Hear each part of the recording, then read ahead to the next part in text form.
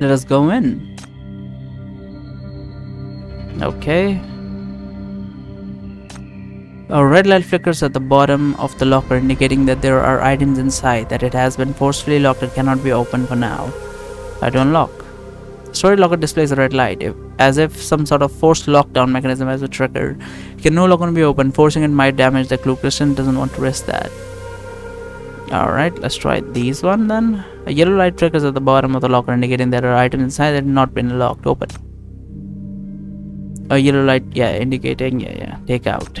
What do we get? Printouts stored in the locker, which seem to be filled with data. Confirm. In the storage locker, there was a neat stack of paper documents. Krishna pulls them out and reads through them carefully. This appears to be a ledger of fund transactions of the charity foundation. In this day and age, most data is stored electronically. Can these few pages of paper truly suffice their needs? Examine closely. Krishna forces herself to look at the numbers. Slowly, she notices something amiss. This ledger records all the funds allocated to the FSC and City Council starting from 10 years ago up until today. There are 2 transactions each year, with the amount growing steadily. The purpose of the funds is listed as compensation, but they're going to banks and various investments. No, wait a second. The so-called banks and investments are also fake. These outgoing accounts are actually personal accounts. One of the accounts' name matches exactly with the name she saw on the conference nameplate earlier. Could this be another name for Eugene? Oh, Eugene is pulling a Shawshank Redemption, I see. Following this lead, Krishna looks up the names of the other accounts, find that these names seem to match the group of people who left the FAC logistic departments years ago. As she continues to flip through the document, a mania flower strangely grows out of the pages, blooming vividly. The page was flat before she turned to it. What the hell? Is this Eugene's mania flower? How is it here? No, that's not right. Christina stares intently at the mania flower, suddenly realizes the problem.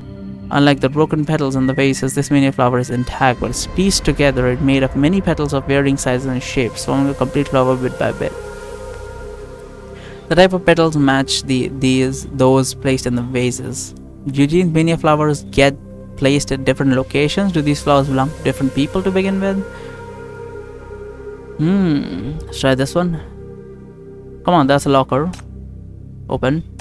Take out. The device stored in the locker, it's hard to judge its purpose from its appearance, but it could be a cipher of communication. There's also a black electronic cipher in the storage locker, likely a key left behind by the killer. Huh. Anything else? Does not seem like it. Go back. Let's try this. Should I look at it first? Ignore for now. Let's real record of charity relief funds flow of the future charity foundation. The photocopy made by the suspect, a volume of mania flowers, is also preserved in there. Minutes about increasing the budget for the charity relief fund. The drafter Eugene has miraculously written down every expense of the relief fund and the reasons for requesting for an increased allocation of funds. Not now. Nameplate marked with the same name in regular print but looks handwritten. Yes, same. Mania flower appearing in the form of a flower arrangement. A few petals on the vases demonstrate the characters of mania flowers, and human DNA is also detected. I don't think there's anything else. This looks like it can be opened, but it doesn't let me. Alright, we'll just go and open this then. Try to unlock. Small safe in the conference room. How did I even open this? Oh, using this? Use. The safe is easily opened with a key. There is no secrets or money inside, just a worn out communication device. Investigate. The things in the safe are gone. With no doubt, this disposable terminal was put in by the suspect. Christina carefully checks the terminal, and all the content inside is deleted. The suspect leave it here to communicate with her. What does she want to do? To mock her for being late again, or argue about justice? No, Chris just needs to stay calm and not be affected by the enemy's tricks. Ding-a-ling. The terminal rings, but it's not the one in her hands. It's Christina's own. How are things, kid? Nothing happened at the scene, right? I think I'm very certain about the killer's motive. The Charity Foundation is indeed related to the battle 10 years ago, and surprisingly, it has some relation to the previous 2 victims. Because the Charity Foundation has tampered with the compensation, many families received unfair treatment. Oh, so that's what the charity foundation is. The charity foundation embezzles the funds that were supposed to go to the families, and when the families made a big hoo-ha, the lady that was killed suppressed the media, and the other guy killed them and buried them in pillars. Huh. They were either misled by Anania's report or threatened by Nathan. And the Charity Foundation has also put a lot of effort into suppressing FAC. But there are some discrepancies at the scene that I haven't quite cleared up. What is that? There is only one victim at the scene, but 12 different mania flowers are here, none of which match the victim. Each person can only bloom one kind of flower, indicating that there are at least 12 other victims. And the victim's body was solidified by the effect of Kokalik's ability, but his flowers were not here at the scene. That means at least one person's flower and 12 people who have bloomed have disappeared from this scene. The suspect is very attention-seeking. She has a strong sense of ritual for these missing things. It's like she's inviting her to solve the case, to look for the truth. What's more important is, in autumn's prime, wine and meat gleam, gold and silver set the festive scene, as years and years vast and wide, over dried up wells I alone stride. So we're supposed to look for a well or something? Or like a restaurant or something? There's nothing festive here, only a victim stride alone. The first two lines of the poem correspond to the location and time of the case and the victims. While the third line of the poem is right about the victim, there's a subtle mistake with the location, which is closer to the fourth line of the poem. Inspector, I suspect that the fourth crime scene has already appeared, but we haven't found it yet. The things missing here may all be in the fourth scene, or they can be retrieved from the place corresponding to the third line of the poem.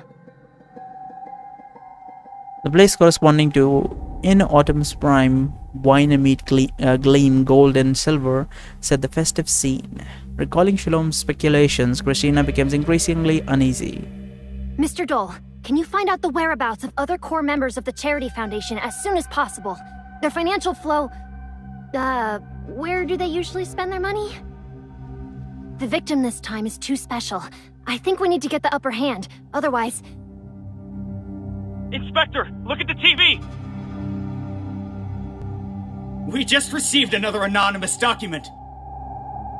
There are words on the cover that say, "Want to know where tens of millions of compensation went? Ask what they did in NF 104. It seems the killer wants to tell us something. The missing compensation funds and the victim at the banquet. What's the connection between the two? Our reporters will continue to bring you updates. Breaking news! The latest crime scene has been found at the Sunset Club on Eastside 3rd Avenue, marking it the fourth case in the recent series of incidents. We're getting the latest updates. Live images are coming in from the scene. What kind of banquet is this? The flowers on the dining table. Oh goodness, are these the devil's work?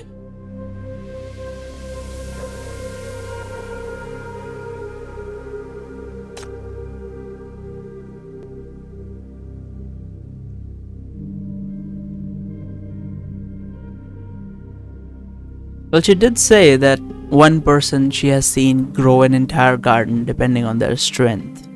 So, it could just be one person. Inspector sends over images. Christina stares blankly. Among the mammoth object on the dining table, she recognizes 12 familiar flowers. Another 12 victims. A bouquet of flowers. This is... In autumn's prime, wine and meat gleam. Gold and silver set the festive scene.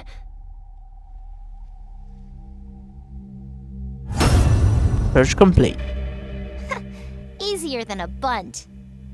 What the hell is a bunt? Let's look at the detective file. What we got? Character. Well, suspect and colleague are the same person, so why not just merge them? I don't see any new ones. If they add into the same thing, then I have no fucking clue. Where were we with this? Where families of deceased FSC members, the initiator of these missions did not have been identified. Nathan accepted an anonymous task for money. Nathan is executing the order for a certain person, Nathan is executing an internal order of the FSC. Now Nathan is executing the order for a certain person.